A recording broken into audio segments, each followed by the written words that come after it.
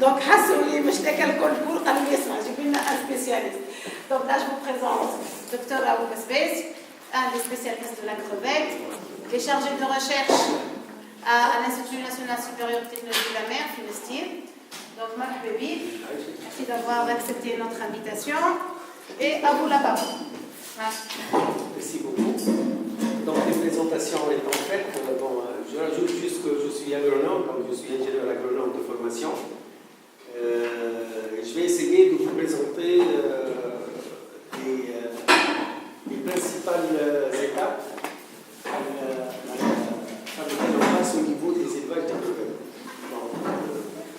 J'ai travaillé pendant 3 ans en France sur les crevettes, sur l'élevage des crevettes, la reproduction notamment des alimentations.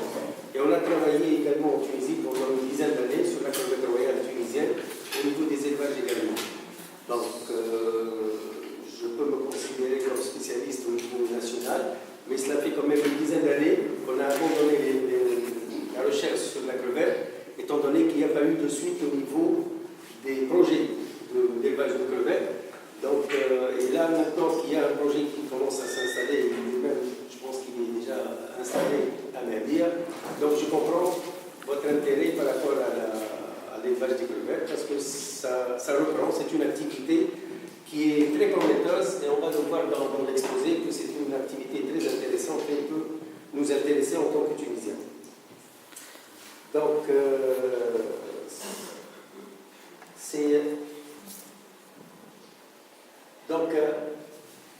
les océans représentent une bonne partie de production de protéines animales pour la consommation humaine. Donc ça c'est connu. Mais les stocks existants actuellement sont en péril. Il y a certains stocks qui sont très très mal exploités pour tous les organismes marins, y compris les crevettes. Donc pourquoi? Parce que les techniques de pêche se sont améliorées énormément. Avant, les pêcheurs qui pêchaient à la main, puis par la suite au filet, puis à la ligne, puis par les bateaux, par de petites embarcations qui ne pouvaient pas aller très loin. Et maintenant, on utilise de grands bateaux, des bateaux industriels, qui vont pêcher dans les océans et qui raflent tous les fonds. Donc ce qui fait que le stock est le même, pratiquement le même, mais l'effort de pêche il est très grand. Donc la production par unité de pêche ou par effort de pêche a beaucoup diminué. Il y a également la pollution. Maintenant, vous savez que toutes les activités sont presque sur le bord de la mer, toutes les activités des plages et des mers. Donc, ce qui fait qu'elles représentent un danger, et elles ont représenté un danger potentiel par rapport à ce milieu, qui a fait que certaines zones sont très polluées, et ce qui fait qu'il n'y a plus de poissons ou d'organismes là-bas. Donc, c'est pour ça qu'est venue l'idée de l'aquaculture. Donc, pour 2 choses. 1, pour assurer une source animale de haut niveau, une source protéique animale de haut niveau, qui est le poisson, les crustacés, les coquillages, et pour préserver certaines espèces. Quand on fait l'élevage d'une certaine espèce, on peut la préserver en moyennant une reproduction artificielle au moment voulu. Si une espèce est en péril, on peut la reproduire, à l'instar des tortues par exemple. À un certain moment, on a pensé à faire la reproduction des tortues pour éviter leur extinction dans le milieu naturel. Donc elle a un double avantage, l'aquaculture a un double avantage. Et donc, à l'instar de tout ce qui est animal, terrestre, on a pensé à faire de l'aquaculture des organismes marins. Mais pour cela, certaines espèces qui se sont montrées très résistantes par rapport aux conditions de captivité, vous savez qu'on ne peut pas élever toutes les choses. Il y a des espèces qu'on ne peut pas maintenir en captivité, il suffit de mettre... par exemple, les poissons, il y a des milliers les oiseaux, il y a des milliers d'espèces d'oiseaux, mais on ne sait élever une centaine, 100 ou 200 espèces d'oiseaux, on ne peut pas élever tous les oiseaux. Certains oiseaux, quand on les met dans des cages, ils ne se reproduisent plus, ils ne mangent plus. Donc, il faut que l'espèce s'apprête à l'aquaculture, à l'élevage de façon générale. Donc, à l'instar de ce qui a été fait dans le milieu terrestre, en mer également, on a essayé de faire la même chose en élevant, en essayant de domestiquer, c'est le verbe, donc domestiquer les organismes d'élevage. Donc, parmi ces organismes-là, parmi les crustacés, c'est les crevettes pénéides, donc les crevettes d'eau de mer, qui ont donné les meilleurs résultats. Donc, à cause grâce notamment à leur adaptation aux conditions d'élevage, de captivité, donc elles s'apprêtent à à la vie en captivité. Elles ont une croissance très rapide. Dans quelques mois, on peut produire des crevettes qu'on peut mettre sur le marché. Donc, c'est rapide. Elles sont résistantes aux maladies, plus ou moins, parce que toute captivité engendre des maladies. On va les voir à la fin du cours. Et puis, elles ont une grande valeur marchande. Donc, quand vous avez un produit qui a une grande valeur marchande, qui résiste aux conditions de captivité, qui a une croissance rapide et qui est relativement résistant aux maladies, donc c'est un bon candidat pour l'aquaculture. Entre autres, les crevettes. Mais comme je vous ai dit tout à l'heure, il y a presque 340 espèces de crevettes marines et on ne sait élever qu'une dizaine, pas plus. Maintenant, on ne peut pas tout maîtriser, on ne peut pas élever tous les types d'organismes non mini-disposants. Donc pour les crevettes, il y a une dizaine qui sont bien maîtrisées, le reste, on ne peut pas les maîtriser. Donc là, on fait un petit tour sur la production mondiale, donc de crustacés d'aquaculture. On voit que les pénéides, donc, selon la FAO 2001, on était aux alentours de 1 million de tonnes en produits aquacoles par an de crevettes. Viennent par la suite les crabes, il y a le crabe chinois, à peu près 170 000 tonnes. Les chevrettes, c'est des petites crevettes. Et puis les crevisses rouges, c'est la crevette d'eau douce, Macrobrachium rosenbergi. Donc 100 000 à peu près tonnes par an. Donc on voit que les crevettes pénides occupent quand même une place très importante. 1 million, et actuellement en 2010, on est aux alentours de 2 millions. Ça a doublé, hein. C'est des chiffres un peu anciens. Donc si on voit au niveau des crevettes pénides par rapport à tous les crustacés d'élevage, on trouve que 71% sont des crevettes. 71% de la production aquacole de crustacés sont des crevettes, suivis par les crabes. Et puis il y a les crevettes d'eau douce, les Macrobrachium, c'est une espèce qui est très intéressante, très appréciée par les consommateurs, surtout européens, dont on a un certain potentiel aussi tunisien. C'est faisable d'y réfléchir. C'est une très bonne crevette qui croît assez rapidement et qui vit dans les eaux douces chaudes. Donc c'est comme ça qu'on a pensé au sud tunisien. Là, on voit, selon les statistiques de la FAO, en 2001, déjà 20% de la production totale de crevettes dans le monde est assurée par l'aquaculture. Actuellement, on est aux alentours de 50%. Parce que les technologies, depuis, ont évolué très très rapidement. Ça va bien juste pour le secteur.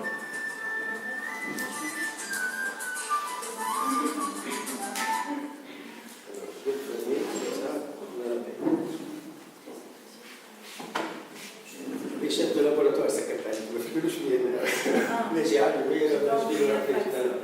Donc l'aquaculture, jusqu'en 2000, c'est une activité quand même récente, hein, peut-être en 1980. Les années 70, c'était des ébauches, des essais, et la production vraiment mondiale en matière de crevettes, les années 80.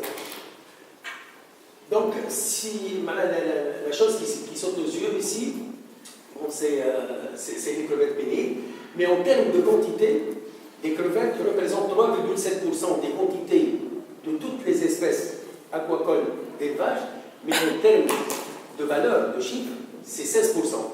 Et là, c'est parce que c'est une denrée, c'est un produit qui se vend très cher. Les crevettes se vendent très cher. Donc, sur le plan apport par rapport aux autres activités aquacoles, c'est 3,7% en tonnage. En valeur, c'est une activité à haute valeur ajoutée. Donc, c'est ce qui fait que beaucoup de gens sont très intéressés par l'élevage des crevettes. Donc, la crevette, c'est en quelques mois, on va voir par la suite la croissance. 4-5 mois maximum, on peut vendre.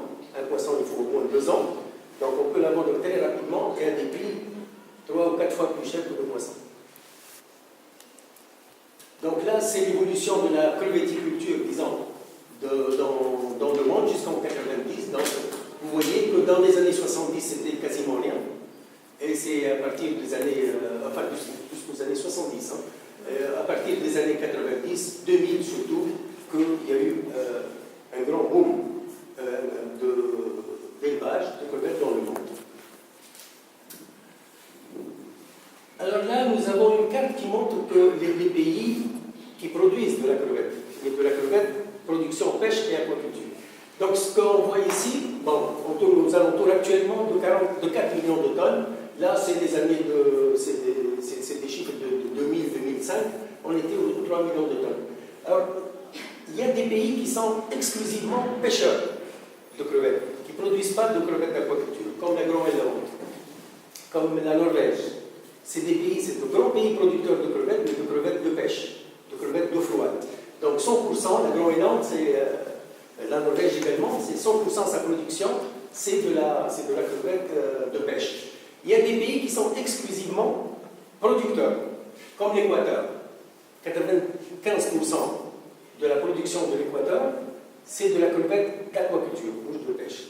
Et il y a des pays qui font les deux, qui sont par exemple la Thaïlande. La Thaïlande, c'est 50-50. 50% des crevettes sont de pêche, et 50%, presque, 46 et 57, de 54, donc presque 50-50.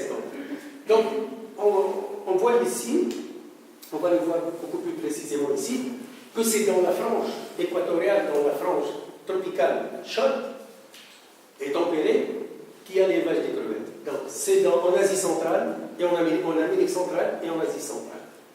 Donc, c'est en fait des pays qui sont très pauvres qui font l'élevage des crevettes. C'est des pays qui sont en difficulté économique. C'est le paradoxe. On va voir tout à l'heure que ces pays pauvres produisent pour des pays riches. Si un pays pauvre produit des crevettes qui coûtent 40 euros, voilà, 40 dollars le kilo, c'est pas pour le vendre à Taïwan, ou la Philippines, ou la Chine, c'est pour les vendre ailleurs. Donc les pays pauvres, en fait, produisent pour les pays riches. Donc là, c'est les principaux pays, et on voit que la quasi-totalité se fait dans ces pays-là, d'Amérique centrale et d'Asie centrale. Donc les premiers pays producteurs sont la Thaïlande, la Chine, l'Équateur, l'Inde, le Vietnam, Taïwan, Philippines, c'est des pays pauvres. Si on enlève la Chine, qui est un pays émergent, tous les autres sont très pauvres. Donc c'est le paradoxe de l'élevage des crevettes. Donc là, c'est l'évolution, et là, c'est le complément de ce que je vous ai montré tout à l'heure. On est allé jusqu'à 2005, et en 2005, il y a presque la moitié. La Sferadeca, c'est la production aquacole. Donc presque la moitié des crevettes vendues dans le monde, c'est des crevettes d'élevage. Donc dans les années 70, on n'avait pas de crevettes d'élevage. En 80, il y avait 20 000 tonnes par an dans tout le monde, et c'est par la suite que ça a augmenté. Donc à partir des années 85. Alors là, c'est le paradoxe dont je vous ai parlé tout à l'heure. Les pays consommateurs, les premiers pays consommateurs sont le Canada, les États-Unis, le Japon, et le troisième marché européen, et le troisième marché mondial, c'est l'Europe. Donc, c'est des pays extrêmement riches. Donc, les pauvres produisent pour les riches. Ils ne produisent pas. Voilà. Alors, les principales espèces, comme à peu près la dizaine d'espèces dont je parlais tout à l'heure, qu'on maîtrise plus ou moins bien. Alors, Melgiensis, elle existe en Floride, en Nouvelle-Calédonie, donc la française. Et les espèces les plus importantes qui peuvent éventuellement nous intéresser sont Penaeus japonicus, qui est l'espèce la plus maîtrisée, la première à avoir été maîtrisée dans le monde, Penaeus japonicus. Il y a Penaeus chilensis, on l'appelle également l'orientalis, qui est une crevette, bon, on l'appelle la chinoise, mais elle existe également au Mexique, donc c'est une espèce tropicale également. Bon, il y a l'Asticus également, c'est une espèce très, très, très intéressante qui est en haut. Les deux australiennes, je ne les connais pas. La monodone, c'est la meilleure espèce en termes de croissance et de beauté. C'est la plus belle crevette. C'est la plus appréciée, la plus demandée dans le monde et la mieux élevée. C'est la plus belle crevette, Penaeus monodone. Penaeus indicus, c'est également d'Indo-Pacifique. Alors, indicus, c'est une espèce qui est très cultivée au Moyen-Orient et en Extrême-Orient, surtout en Iran. En Iran, ils cultivent l'indicus, avec un tonnage assez conséquent. Il y a Penaeus vanamei, donc c'est l'espèce qui peut relativement nous intéresser. Et Sphingorostris, c'est une espèce qu'on appelle à pattes bleue, ou la crevette bleue. C'est une belle crevette, mais au niveau consommation, elle est un peu bleue. Donc, généralement, on préfère les crevettes roses plutôt que les crevettes à pattes bleues. Mais c'est une espèce très intéressante et elle a été retenue parmi les meilleures espèces qui peuvent être élevées. Donc là, une idée sur leur croissance. Vous voyez la monodone, elle dépasse de loin toutes les autres espèces. C'est la meilleure. Elle a une croissance très très rapide. La chinensis également, donc l'orientalis sur le chinensis. La stégérostis, c'était ça. Bon, ma crevette à moi, c'est la japonaise. parce qu'au début, bon, moi j'ai travaillé dans les années 80, au début, des débuts de l'élevage des crevettes, et c'était notre modèle. C'est comme le loup actuellement chez nous, comme le saumon pour les aquaculteurs de poissons d'eau douce. C'est l'espèce modèle. C'est Penaeus japonicus. Elle est très intéressante, mais au niveau croissance, elle est relativement lente par rapport aux autres. Donc elle ne peut pas entrer en compétition par rapport aux autres espèces. C'est contrairement à ce qu'on pensait. On pensait toujours qu'on ne fait pas de culture en Tunisie de crevettes parce que le cycle de croissance est trop long. Du point de vue goût. Non, pour notre crevette à nous, elle est bon, parce qu'on a essayé sur la Keraturus, la crevette royale, elle a une croissance très très longue. J'ose même pas la mettre ici parce qu'on ne la retrouverait pas. Voilà, mais c'est ce qu'on voilà, donc pour la Tunisie, en fait, c'est peut-être la diapo qui va suivre. Pour la Tunisie, faire la crevette royale avec les chauffeurs du marché, c'est pas intéressant. On ne peut pas la faire, et puis elle n'est pas retenue. La liste des cas de l'FAO, elle n'existe même pas. La crevette royale, le nom latin, Penaeus keraturus. Donc Penaeus keraturus, on ne peut pas l'élever. On l'a essayé en France, en Italie, en Espagne, en Grèce, et nous on a travaillé pendant une dizaine d'années sur cette espèce-là.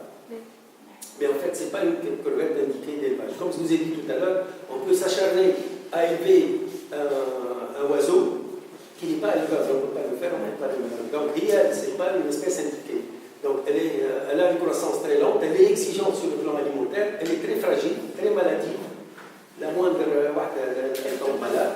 Et puis, bon, elle a une grande valeur marchande, mais elle ne peut pas être compétitive par rapport à cette espèce-là.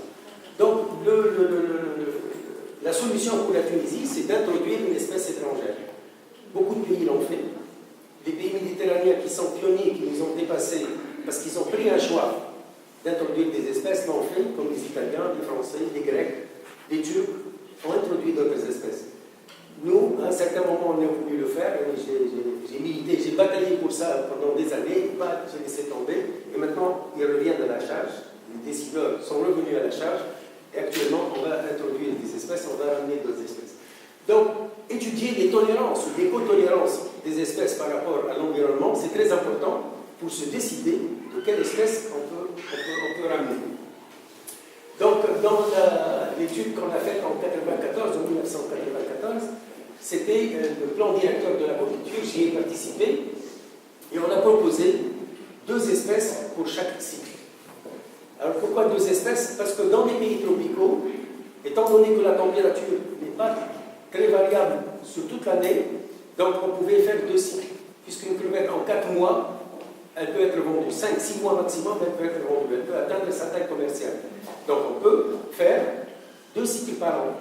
Et c'est en faisant 2 cycles par an que la rentabilité de ces pays-là, des gens qui ont fait de la crevette, était énorme. Donc pour nous, pour être compétitifs avec eux, il fallait penser à faire 2 cycles également par an. Et on ne peut pas faire 2 cycles par an par des espèces, par exemple, qui ne sont que des espèces d'eau chaude, comme Penaeus monodon, Penaeus vanamine. Ce sont des espèces qui sont de régions chaudes et qui ne tolèrent pas les basses températures. Donc on a proposé Penaeus monodon et Penaeus vanamine pour les saisons chaudes, et Penaeus orientalis ou la chinensis et la japonicus pour les régions froides. Et en nous basant en fait sur l'écotolérance ou la tolérance vis-à-vis surtout de la température. Alors, ce qu'on voit ici, monodone, elle accepte une marge de température qui va de 15 jusqu'à 35, même plus de 35 degrés. Donc c'est une espèce d'eau chaude. Elle va jusqu'à 35. Pourquoi je dis chaude? En hiver, la température chez nous, la température de l'eau, elle peut descendre jusqu'à 10 degrés, 12 degrés.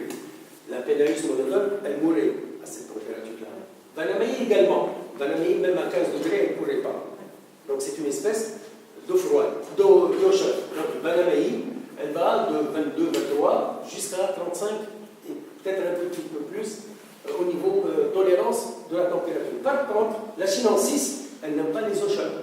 Donc à partir de 25 degrés, elle se bloque et au-delà, elle peut crever.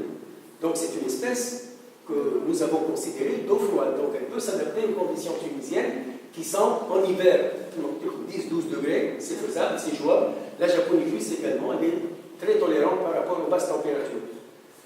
Chose qu'elle ne peut pas assurer au niveau des hautes températures. À partir du moment où on dépasse les 23 à 24 degrés, qui est presque le maximum pour le Penaeus japonicus, elle crève, elle meurt. Donc comme ça, on a pu proposer à la Direction générale de la pêche à l'époque ces espèces-là. Et Dieu merci, parmi ces espèces-là, celles qui sont retenues actuellement pour faire l'objet d'élevage à Badir figurent parmi ces quatre-là. Et on ne peut pas sortir de ces quatre-là. C'est laquelle? Oh, mais ils vont faire la Banamei, je pense. La Banamei et peut-être la Monodome. Mais il faudrait tenir compte qu'en été, l'eau de mer, surtout l'élevage, ça va être dans des étangs, je pense, un peu plus tard pour le grossissement. L'eau peut monter jusqu'à 35. Et 35 c'est encore jouable. Hein. Pour la Banamei, c'est possible. Hein. Alors, la Banamei, elle existe au choc, aux températures. Pour l'hiver, je ne sais pas comment ils vont faire. Pour l'hiver, je proposerai toujours la Japonicus ou la Chinensis. Pour cette étude-là, j'ai contribué au début pour le choix du site. Mais il y a le site avec le site avec Ras Dimes. Je l'ai vu, c'est une zone inondable. On va voir tout à l'heure le grossissement. Ici, au bord de la plage, de la mer, dans des étendues, dans le Spach, par exemple, de la Kimakal. Madame, donc c'est de grandes étendues au bord de l'eau et qui soient argileux et qui ne soient pas inondables.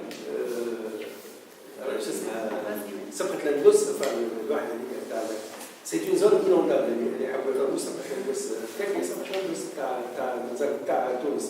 C'est une zone très inondable.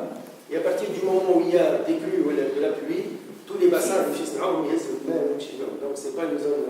Et puis il y a toujours de la pluie, c'est une zone. Donc il suffit que l'eau déborde pour que cette partie, donc, elle n'est pas garantie sur le plan structure ou génie civil pour l'installation du fer.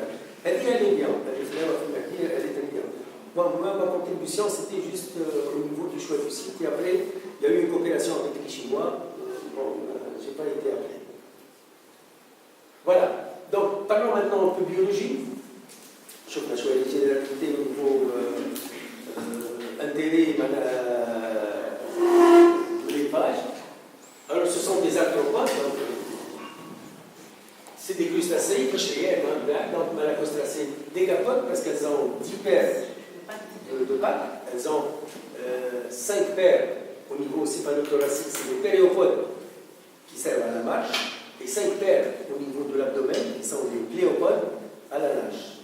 Donc c'est des natantia, donc elles nagent plutôt que marcher parce que contrairement aux rectantia qui marchent, la crevette est considérée marcheuse. Bien qu'elle fait les deux, elle est plutôt marcheuse. Donc elle est la classification de la crevette.